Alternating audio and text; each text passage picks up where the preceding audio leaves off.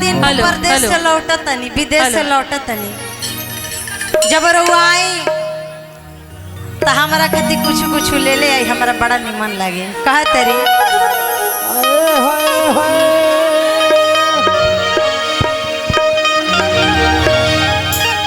की बाली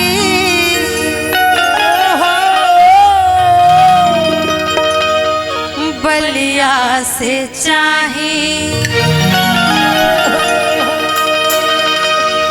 ए हमार राजा जी,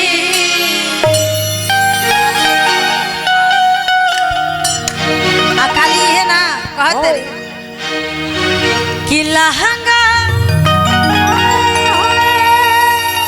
लखनऊ चाही चटकदार राजा जी,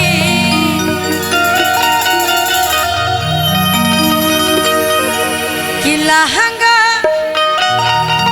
लखनऊ चाही चटकदार राजा जी, बाली बलिया से चाही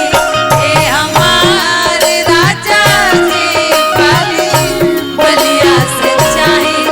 ए हमार राजा जी, बाली बलिया से चाही लहंगा